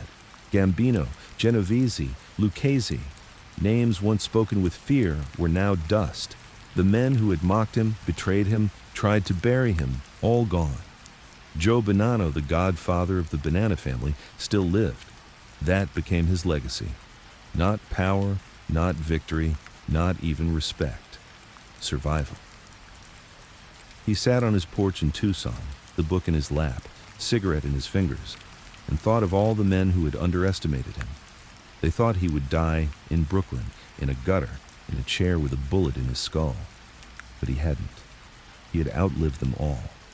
The book was his final strike, not with bullets, but with memory. By writing his story, he had turned himself from a hunted man into a legend. Even those who hated him were forced to speak his name. But deep inside, Joe knew the truth. The book was not the whole story. It could never be. The paranoia, the sleepless nights, the betrayals that haunted him, those were things no words could capture. They lived only in his mind, in the restless hours before dawn when the desert was silent and his pistol lay heavy beside him. He had survived. He had written his legacy. He had outlasted his enemies. But peace? Peace never came.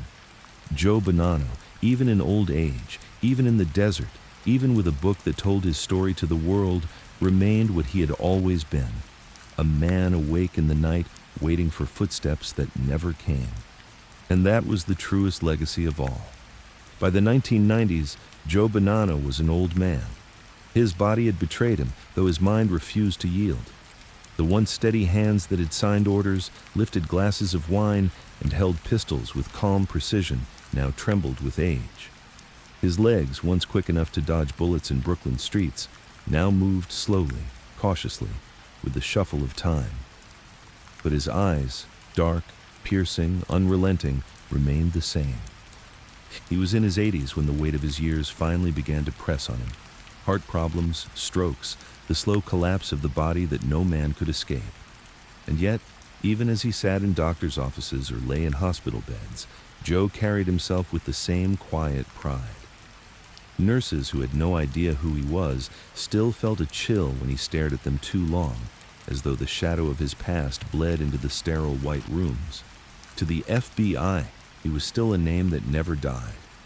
Agents who hadn't even been born when Joe ruled Brooklyn now followed his life in Arizona, filing reports, watching his house, waiting for a slip that never came. It almost seemed absurd, an old man in failing health, still under government surveillance. But Joe understood it perfectly. "They fear what I represent," he told Bill once, sitting on the porch, wrapped in a blanket against the desert chill.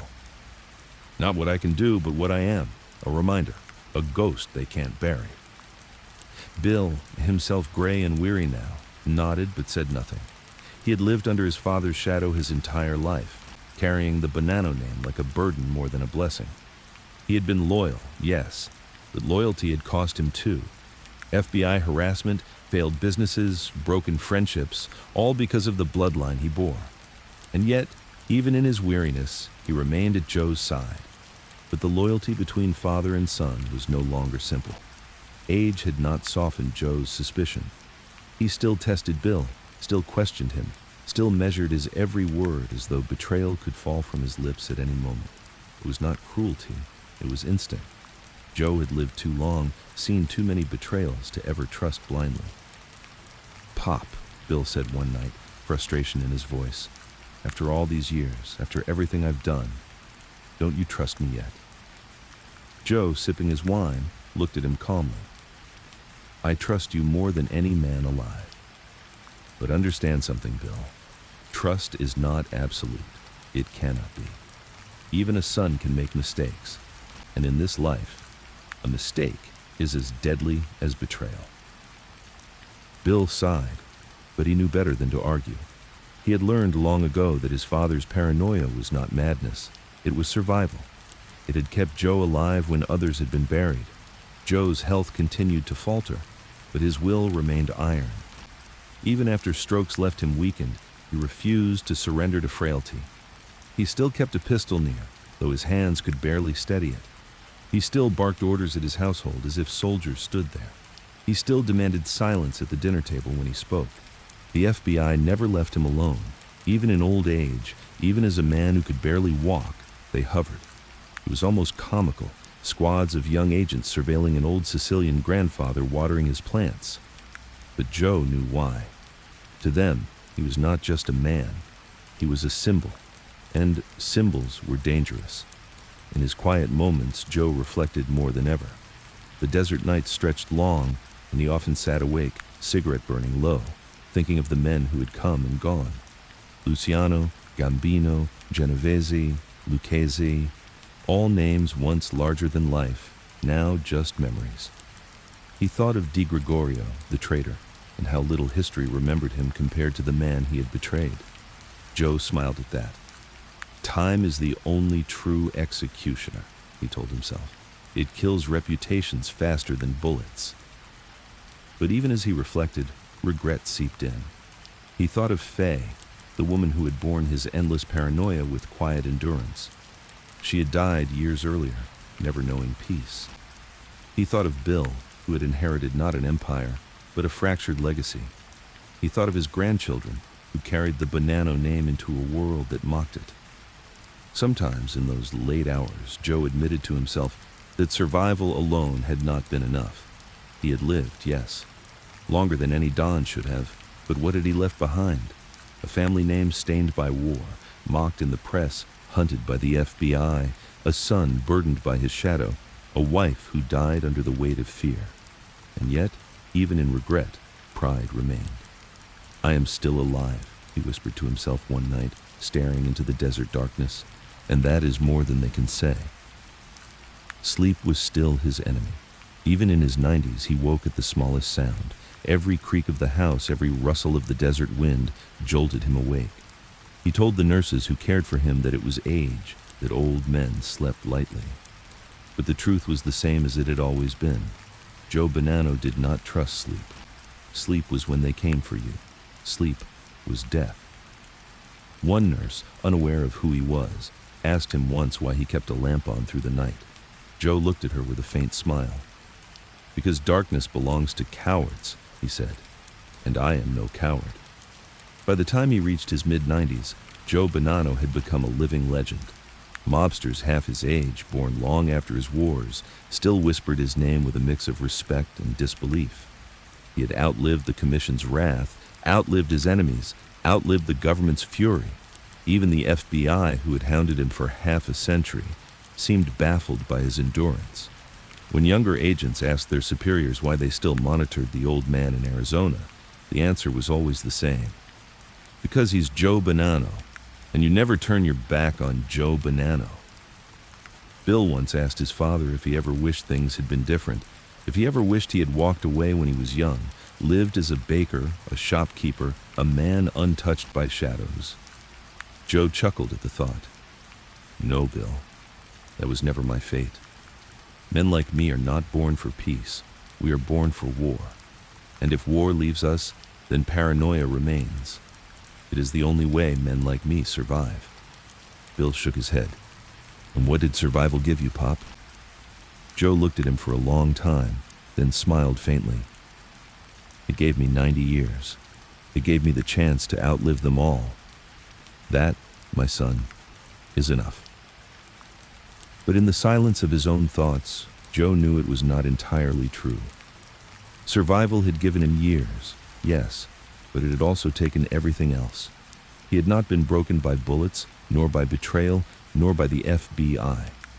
He had been broken by time. Still, when he looked in the mirror, when he saw the frail body, the lined face, the shaking hands, he also saw the eyes. And in those eyes he recognized the same cold fire that had carried him from Sicily to New York, from Brooklyn to Arizona, from youth to old age. He was still Joe Bonanno.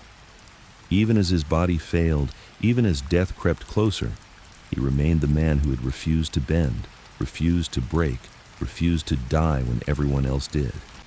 And if survival was all he had left, then survival was enough. By the end of the 1990s, Joe Bonanno was a man trapped inside a failing body. His empire was long gone, his enemies long buried, but his war was not finished. It had simply turned inward. Age was now his adversary, and unlike bullets or betrayals, age was a war no man could win. The strokes had stolen much from him. His speech slurred at times. His legs betrayed him. His hands trembled so violently that a pistol, once an extension of his arm, was now a weight he could barely lift. Nurses helped him move from room to room. Faye was long gone, and Bill remained near, loyal but weary. To outsiders, Joe looked like any other frail Sicilian grandfather fading into the twilight of life. But the truth was darker. Even as his body collapsed, Joe's mind remained sharp. Too sharp. His paranoia had not dimmed with age. It had deepened. He still demanded blinds drawn, locks checked, rooms searched. He still insisted on a pistol near his bed, though his fingers could barely grip the trigger. He still woke at night, eyes wide, convinced that footsteps were approaching. "Pop," Bill told him one night, "you're 95 years old. Who's coming for you now? Everyone's gone. The war is over." Joe's eyes narrowed. His voice rasped, but still carried steel. "The war's never over, Bill. Never. The moment you think it's over, that's when they get you." Bill sighed. He had lived his whole life under that shadow, and even now, with his father's body broken, the shadow never lifted. The FBI still circled him, unbelievably. Agents came and went, younger now, men who barely understood the name but were told to watch anyway. It was almost comical. Federal surveillance on a man who could barely walk. But to the Bureau, it wasn't about what Joe could still do. It was about what he symbolized. He was the last living link to the old mafia, to the 5 families as they had been born. As long as he breathed, he carried that ghost into the present. Joe knew it, and in a way, he enjoyed it. He liked that even in his decline, the government still feared him enough to keep watch. It meant he was still a threat, if only in memory. But inside, he wrestled with thoughts that would not leave him. Survival had been his victory, yes. He had outlived them all, Luciano, Genovese, Gambino, Lucchese, even his betrayer Di Gregorio. He had walked away from wars, kidnappings, assassination attempts, FBI trials, and endless betrayal. He had survived when no one expected him to. And yet, what had survival left him with? His family was fractured. His wife was gone. His children carried the Bonanno name like a burden. His grandchildren grew up in a world where Bonanno was not a name of honor, but a punchline in headlines. The Banana War still defined his family's story, no matter how much he despised the mockery. His book had told his truth, yes, but he knew history had a way of bending truths. Sometimes, in the silence of his Tucson home, Joe admitted to himself that survival had been both his greatest strength and his greatest curse. He had outlived everyone else, but he had also outlived everything else. The world he fought for, the codes he lived by, the honor he claimed, all of it was gone. Only he remained, a relic, an artifact. In his final years, Joe sat more often in silence, staring out at the desert. The vast horizon stretched endlessly, the sun burned fiercely by day, and the nights were cold and still.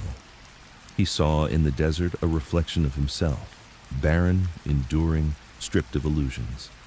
Bill often joined him on the porch. They would sit for hours, sometimes without words. When they did speak, it was usually about the past. "Do you regret it?" Bill asked one evening, watching the sun dip low.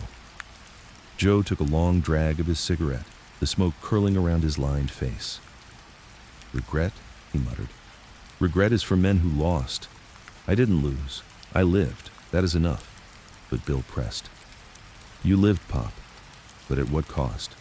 Mom lived in fear her whole life. I lived under your shadow. We buried more friends than I can count. Was it worth it?" Joe turned his eyes to his son, sharp even in his frailty. "You don't understand, Bill.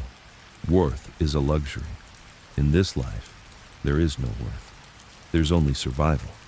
You ask me if it was worth it. I tell you this. I am 97 years old. I'm still breathing. That is the answer." Bill fell silent. He wanted to argue, but he couldn't. Because in a way, his father was right. Survival was its own answer. As 2002 approached, Joe Bonanno's body finally began to fail in earnest. The strokes grew worse, his strength waned, and even his iron will could not command his body anymore. Nurses cared for him constantly, and Bill stayed close, watching his father slowly surrender to the one enemy he could not outlast. But even near death, Joe remained defiant. He refused to show weakness, refused to beg, refused to speak of fear. When doctors warned him of his failing heart, he scoffed. "My heart has been failing for 50 years, he rasped. "It still beats." In his last weeks, he became quieter, but his mind was still sharp. He often muttered to himself, speaking names long gone. Maranzano, Luciano, Gambino, Di Gregorio. He spoke of Sicily, of Castellamare del Golfo, of the sea he had left as a boy. He spoke of Faye, sometimes as if she were still in the room, sometimes as if he knew she was waiting for him. But what he never spoke of was peace. Not once, because he had never believed in it. On May 11th, 2002, Joseph Bonanno finally died in Tucson, Arizona. He was 97 years old. The news spread quickly. Newspapers across America ran headlines. "Joseph Bonanno, mafia boss, dies at 97. Some called him a legend, others a relic, others a disgrace. The FBI filed their final report, closing a file that had been open for more than 60 years. The families in New York noted his passing but did not mourn. To them, he had been gone long ago. But among those who knew his story, one fact stood above all else. Joe Bonanno had lived longer than them all. He had outlasted bullets, betrayals, kidnappings, and trials. He had survived wars, mockery, and the endless hunt of the government. He had been called a coward, a relic, a joke. And yet, he had endured until death came for him naturally, not by the hand of an enemy. In the end, Joe Bonanno proved his own philosophy true. Survival was the only victory, and even in death, his shadow lingered. For though his body was gone, the myth of Joe Bonanno, the godfather of the Bonanno family, the Don who would not die, remained, haunting history like a man still sitting awake in the night, cigarette burning, pistol by his side, forever waiting for footsteps that never came. On May 11, 2002, the desert finally claimed Joe Bonanno. After 97 years of survival, the Don who had once ruled Brooklyn through silence and patience passed away in Tucson, Arizona. His death was not violent, not sudden, not the fate of most men in his world. It was quiet, natural, the kind of end no one in the mafia expected but every man secretly dreamed of. For his family, it was the end of a war that had lasted their entire lives. Bill Bonanno, older now and weary from carrying the weight of his father's shadow, stood at the center of it. He had always lived under Joe's iron will, first as a son, then as a lieutenant, then as a man trying to build a life of his own. Now, with Joe gone, Bill felt both grief and release. At the funeral, held quietly in Arizona, the atmosphere was somber but subdued. No rival families came to pay respects. No line of limousines filled the street. The mafia in New York had long since moved on. New bosses running the 5 families, new wars raging, new betrayals unfolding. To them, Joe Bonanno was ancient history, a relic who had outlived his relevance. And yet, the whispers still traveled. Even in death, Joe was a subject of fascination. In smoky backrooms, younger mobsters who had never met him asked the old-timers, what was Bonanno really like? Some dismissed him. Paranoid, stubborn, a clown in the end. Others spoke with grudging respect. He survived. Don't laugh at that. He lived longer than anyone else. Survival. Even in death, it defined him. The FBI reacted differently. For decades, Joe had been one of their most stubborn adversaries. They had tailed him, wiretapped him, dragged him into courtrooms, tried to bury him with evidence. And yet, he had slipped through it all. His death closed one of the longest-running files in Bureau history. Some agents quietly celebrated, others simply shrugged. One younger agent wrote in a report, Joseph Bonanno, deceased, no longer a threat, file closed. But deep down, they knew they had never really beaten him. He had beaten them by living. The public, however, devoured the story. Newspapers and television ran obituaries, painting him alternately as a relic of the romanticized mafia era or as a symbol of criminal arrogance. Some called him the last Godfather. Others mocked him once again with the cursed nickname, the Banana Godfather, dead at 97. That nickname haunted his memory. Joe had despised it when he was alive, seeing it as an insult to his discipline and tradition. And now, even in death, it clung to him, shaping the way the world remembered him. To many, he wasn't Joseph Bonanno, Sicilian-born patriarch who built a criminal empire. He was Banana Joe, the Don of a family mocked for its dysfunction. Bill read the headlines and clenched his fists. To him, it was an insult to his father's endurance, to the blood spilled, to the iron will that had kept him alive nearly a century. But he also knew that history was cruel. It remembered not truths, but stories. And the story of the Bonanno War was easier for the public to consume than the complex reality of a Don who lived longer than any of his peers. In the weeks after his death, journalists and historians argued over his legacy. Some claimed he had been a coward, retreating to Arizona instead of fighting to the end. Others argued he was a genius of survival, a man who understood that in the mafia, endurance mattered more than glory. But the truth was something in between. Joe Bonanno had been both. He had been disciplined and paranoid, patient and ruthless, a builder of empires and a destroyer of them. He had resisted drugs, insisting his family stay out of narcotics even as the other families drowned in it. That had made him stubborn in the eyes of rivals, but it had also given him an edge of dignity. He had refused to compromise his code, even when it cost him power, and yet he had also presided over one of the most embarrassing wars in mafia history. The Bonanno War had turned his family into a joke, a spectacle of betrayal and dysfunction. He had fought not for victory, but for survival, clinging to life even as his empire crumbled. That was the paradox of Joe Bonanno. He had lived longer than them all, but what he left behind was not glory. It was survival, and survival alone. For his family, that legacy was both heavy and hollow. Bill carried it with him until his own death in 2008, writing his own memoirs, trying to explain what it meant to live as the son of Joe Bonanno. His children, Joe's grandchildren, inherited a name that carried both respect and ridicule. To some, they were the heirs of a godfather. To others, they were the descendants of Banana Joe. In Arizona, life went on as if nothing had happened. Neighbors who had known Joe only as a quiet old man were stunned to learn that he had been a mafia boss. Mr. Bonanno, he used to give candy to the kids on Halloween, one neighbor told reporters. To them, the idea that the frail man on their street had once commanded killers and defied the commission was unthinkable. But that was the essence of Joe Bonanno's life: silence, hiding storms. Even in death, he remained two men. To his family, he was the patriarch, the iron-willed father who demanded loyalty. To his enemies, he was the stubborn Don who refused to die. To the FBI, he was the ghost who slipped through their fingers. To the public, he was a myth, distorted by headlines and books and half-truths. But to himself, until his final breath, he'd been one thing above all: a survivor. His funeral was quiet, private, without the grand displays that had marked the deaths of other bosses.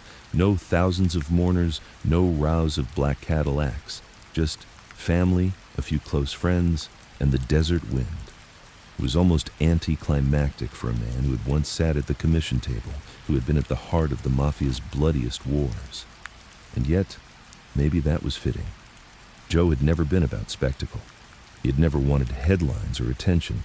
He had wanted survival. He had wanted to outlast. And he had. When the coffin was lowered into the ground, Bill stood silently, his face unreadable. Some said he wept. Others said he stood like stone. But inside, he felt both grief and relief. His father's war was finally over. The old man could finally rest, if rest was possible for a man who had never trusted sleep. For decades, Joe Bonanno had been haunted by footsteps in the dark, by the fear that death would come in the night. But in the end, death came gently, naturally, almost mercifully.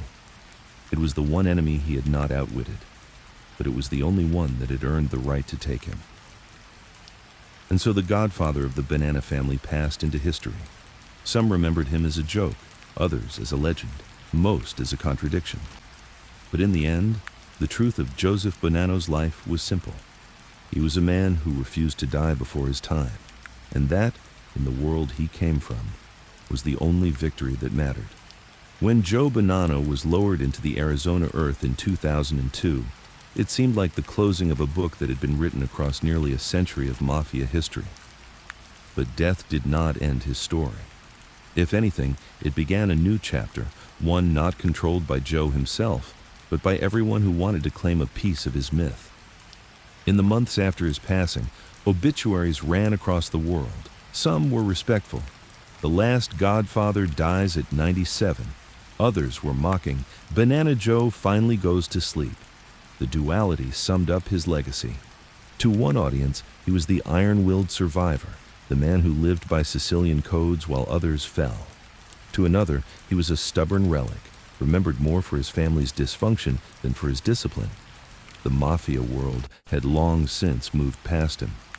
Younger bosses barely remembered his wars, caring little for a man who had retreated to Arizona decades earlier.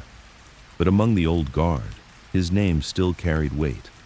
At bars in Brooklyn and clubs in Little Italy, his name sparked arguments. Bonanno was the last of the real ones, some would say.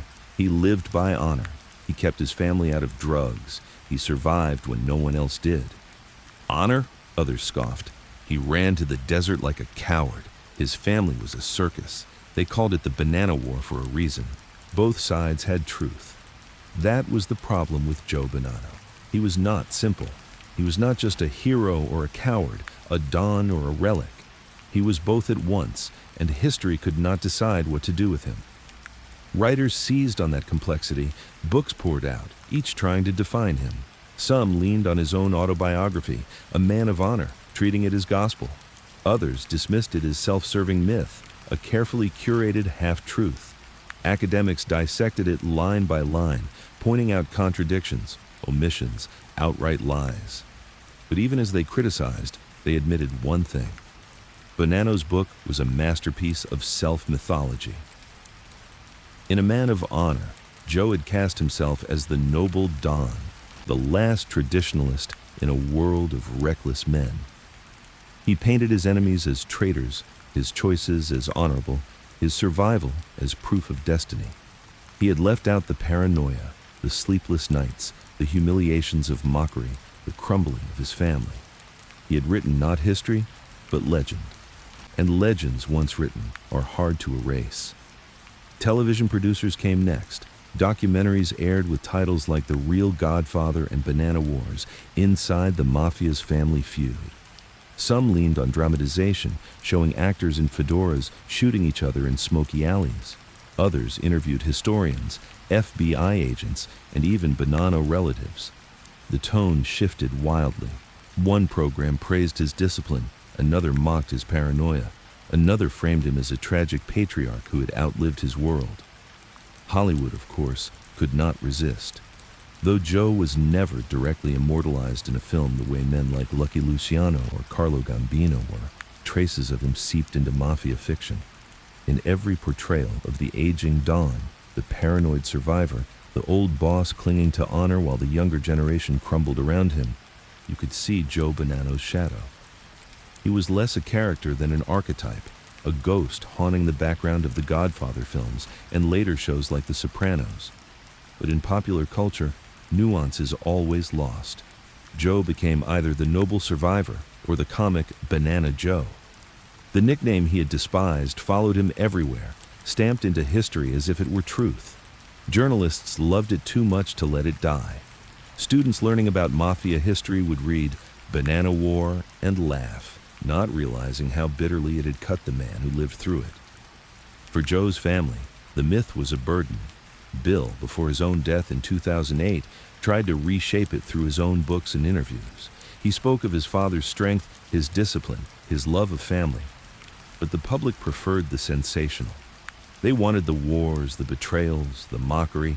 They wanted Banana Joe, not the man behind the myth. Yet there was irony in that. Joe Bonanno had always understood the power of stories. In his youth, he built power by staying silent, letting others write his reputation in whispers. In his old age, he took control by writing A Man of Honor. He knew that history was not about facts, but about narrative. And in death, though he could no longer shape it himself, his story continued to evolve. To the FBI, he remained unfinished business. Retired agents gave interviews, speaking of him with both frustration and respect. He was slippery, one admitted. Never gave us enough to bury him, always careful. We got convictions on his men, but never enough on him. Another said, he outlived us all. That's his real victory. He beat the Bureau by dying of old age. To mobsters, his myth was cautionary. Some saw him as the model of survival, patient, disciplined, unwilling to compromise. Others saw him as a warning of what happened when you clung too long to power and refused to adapt. His story became a lesson, twisted whichever way the teller needed it. And to the public, it became entertainment. Books, TV specials, podcasts, even college courses dissected his life. His name joined the pantheon of mafia legends, even if it was often spoken with a smirk. People loved to laugh at Banana Joe, but in laughing, they kept his name alive. That was the paradox of legacy. Respect fades, but ridicule lingers. And sometimes, ridicule ensures immortality more than reverence ever could. In Tucson, his grave remained quiet, visited mostly by family. Tourists seeking mafia lore sometimes found their way there, snapping photos, whispering as if afraid to wake the ghost of the Don who had survived everything but time. Bill, before his own death, often said his father's true legacy was not crime, not war, not even survival. His legacy is that he made himself unforgettable, Bill told an interviewer. Love him, hate him, mock him, people will always remember him, and that's what he wanted. But those who knew Joe more closely, family, old friends, even some enemies, understood the darker truth. His legacy was also paranoia, sleeplessness, a life lived always waiting for betrayal.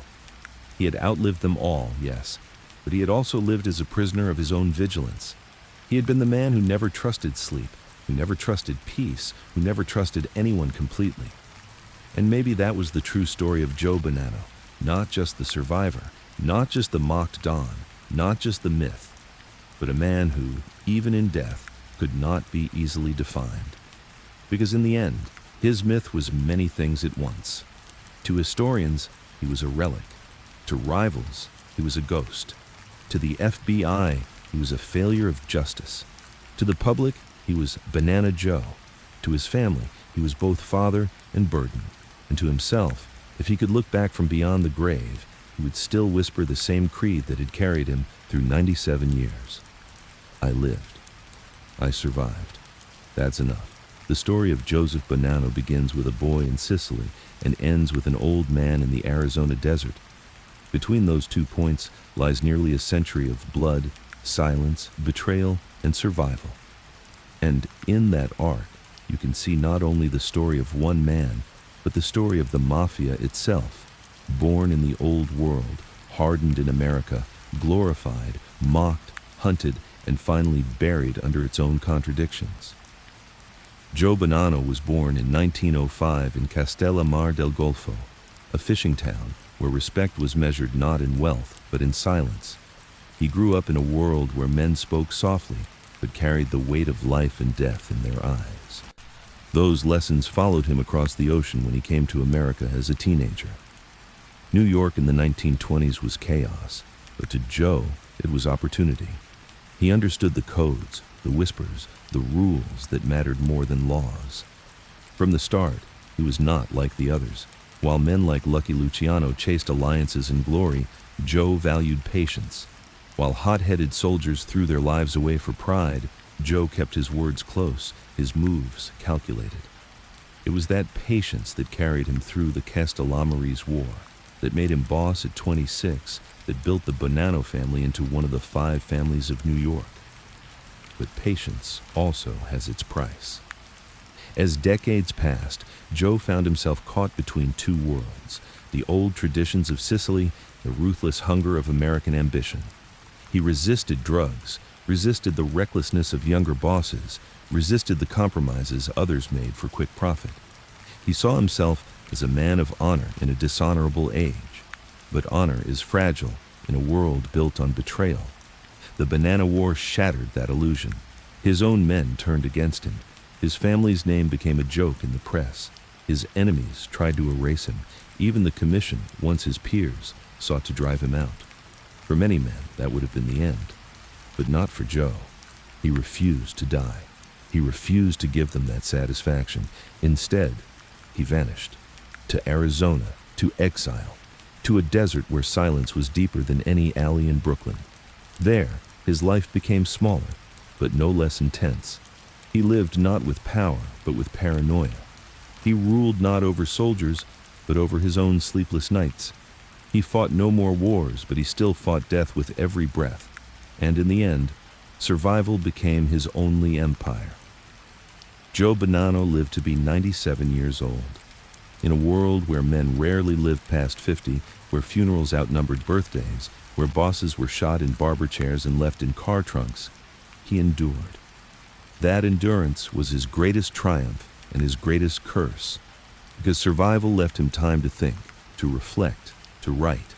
His book, A Man of Honor, was both confession and disguise, both truth and myth.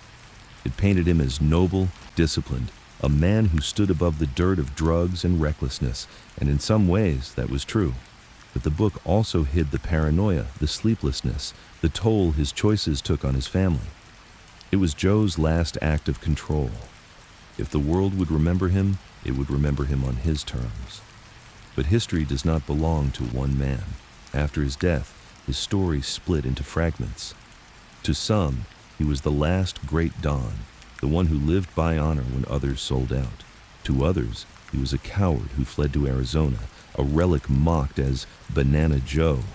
To the FBI, he was the man who slipped through their fingers. To his family, he was both father and shadow, a figure they could never escape. And yet, in every version, one truth remained. He survived. In the world of the mafia, survival is not a small thing. Power fades, empires crumble, money is spent, stolen, seized, respect is temporary, loyalty even more so. But to live, day after day, year after year, long after your enemies are gone, that is the one victory no one can take away. Joe Bonanno's life is a paradox because the mafia itself is a paradox. It claims to be about honor, but it thrives on betrayal. It promises loyalty, but it rewards suspicion. It builds families, but it destroys them. It glorifies strength, but it worships fear. Joe embodied all of it. He lived by honor, but was betrayed by it. He demanded loyalty, but never trusted anyone fully, not even his own blood. He survived, but survival left him with nothing but ghosts. In his final years, sitting in Tucson with the desert stretching endlessly around him, Joe often said survival was enough. But the truth is more complicated. Survival gave him years, but it also gave him regrets. He outlived his wife, his enemies, his peers, but he also outlived his world. The mafia he believed in, the code he preached, the traditions he defended, they all died before he did. He remained, a relic clinging to an empire of silence. And yet, because he remained, he became legend. Legends are not clean. They are not simple. They are contradictions. Joe Bonanno's legend is mocked and respected, despised and admired. He is remembered as both Banana Joe and the last Godfather. He is remembered as a coward and as a survivor. He is remembered as a man of honor and a man of paranoia. Perhaps that is fitting. Perhaps that is the only way a man like him can be remembered. Because in the end, Joseph Bonanno was not defined by victory or defeat, by power or disgrace. He was defined by one thing alone: endurance. He endured Sicily. He endured New York. He endured the Castellamarese War. He endured the Banana War. He endured betrayal, exile, and ridicule. He endured the FBI, the Commission, his own family's cracks. He endured 97 years of enemies waiting for his fall. And when he finally fell, it was not to a bullet, not to a betrayal, not to prison. It was to time itself, the only enemy strong enough to claim him. But even time could not erase him. His ghost lingers, in books, in films, in whispers, in bars, in FBI files, in the memories of those who love and hate him. His story is told and retold, reshaped, ridiculed, revered. He is gone, but not forgotten. Never forgotten, because a man who survives as long as Joe Bonanno does not disappear. He becomes myth, and that was always his true victory.